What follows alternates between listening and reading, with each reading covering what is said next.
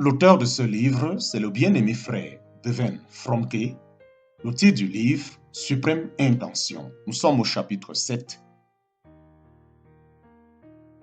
Titre du chapitre 7, toutes choses sont nouvelles. Chapitre 7, petit 2. Chapitre 7, petit 2.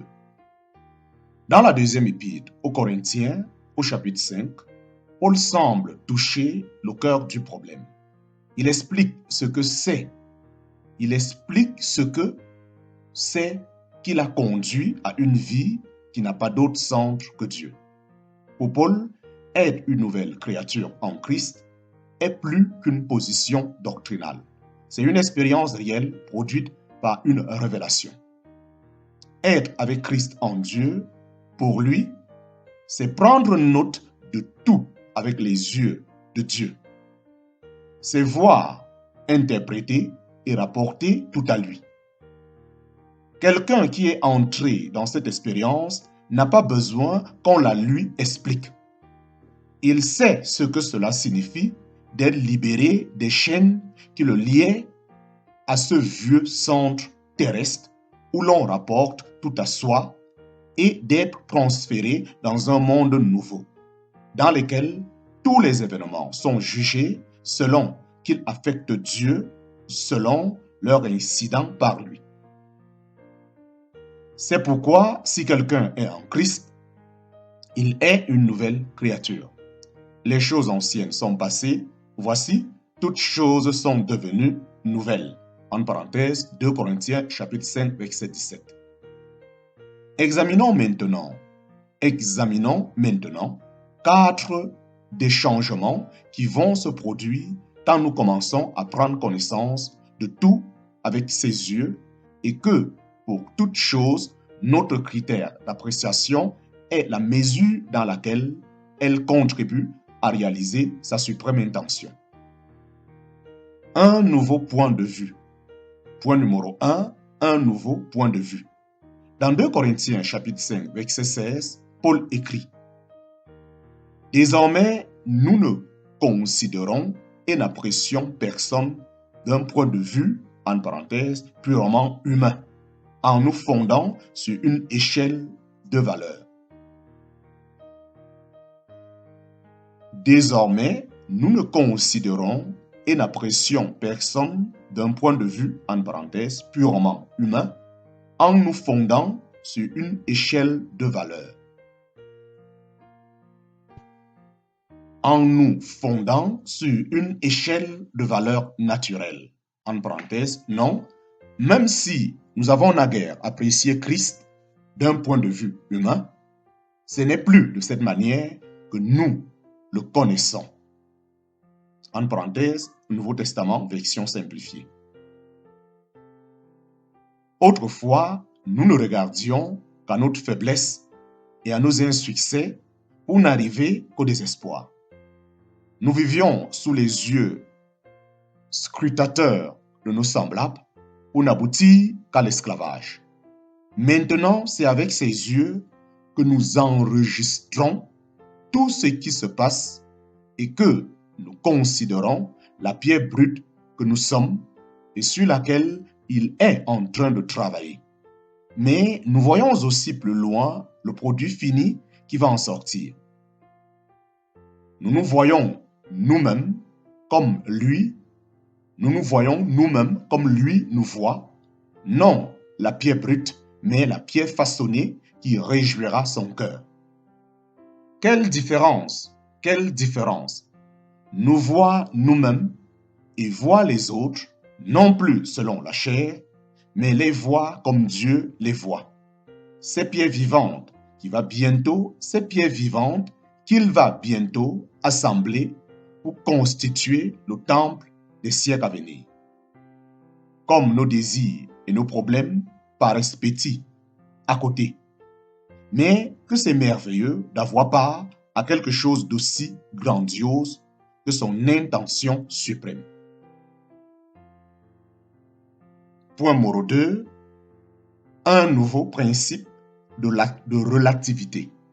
Point numéro 2, un nouveau principe de relativité. Un événement n'est plus jugé par ses incidences sur ma personne, mais selon qu'il affecte Dieu et l'accomplissement de son dessein. De ce nouveau point de vue que nous occupons, nous commençons à voir avec Paul comment toute chose concourt à la réalisation de son dessein. Auparavant, nous rapportions les événements à nous-mêmes et les jugions selon qu'ils nous touchaient. Mais maintenant, nous les considérons. Mais maintenant, nous les considérons dans leur rapport avec son intention suprême. Et comme Paul, nous disons de tout ce qui arrive, tout vient de Dieu. En parenthèse, 2 Corinthiens, chapitre 5, verset 18. Tout vient de Dieu. En parenthèse, 2 Corinthiens, chapitre 5, verset 18. Un soir, une missionnaire qui avait une longue carrière derrière elle était assise avec nous devant la cheminée. Elle nous raconta comment Dieu avait préparé son cœur à faire le pas d'une vie centrée sur elle-même à une vie centrée sur Dieu.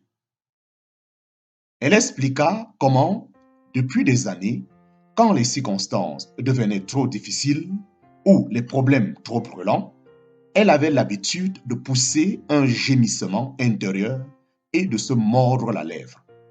« Seigneur, disait-elle, tu sais ce qui en est. Je suis bien sûr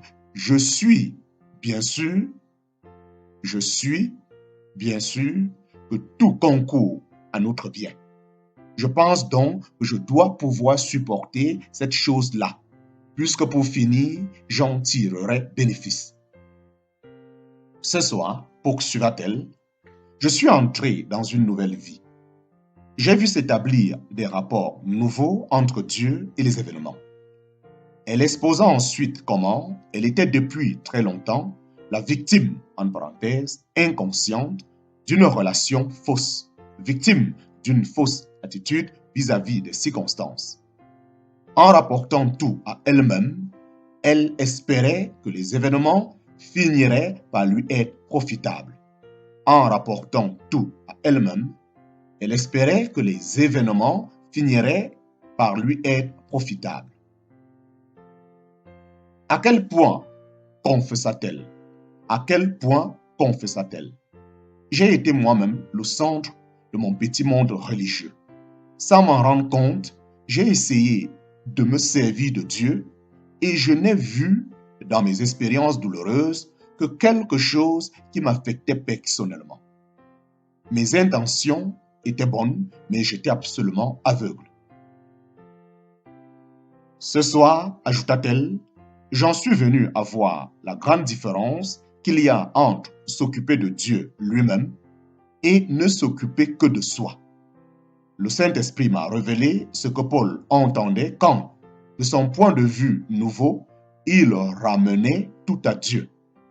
J'aimerais que vous compreniez, frères, que les choses qui me sont arrivées ont plutôt contribué au progrès de l'Évangile. En parenthèse, Philippiens chapitre 1, verset 12. J'aimerais que vous compreniez, frères, que les choses qui me sont arrivées ont plutôt contribué au progrès de l'Évangile. En parenthèse, Philippiens chapitre 1, verset 12. Quelle émancipation! Quelle émancipation! Quand nous commencerons à mettre toutes les parties en relation avec l'ensemble, nous verrons comment tous les actes de Dieu sont en parfaite harmonie avec le désir qu'il s'est proposé de réaliser. Un nouveau centre d'intérêt. Point numéro 3, un nouveau centre d'intérêt. Paul nous rappelle, en outre, dans 2 Corinthiens chapitre 5, verset 20, que nous sommes les ambassadeurs de Christ, comme si Dieu exhortait par nous. Paul nous rappelle, en outre, dans 2 Corinthiens chapitre 5, verset 20, que nous sommes les ambassadeurs de Christ, comme si Dieu exhortait par nous.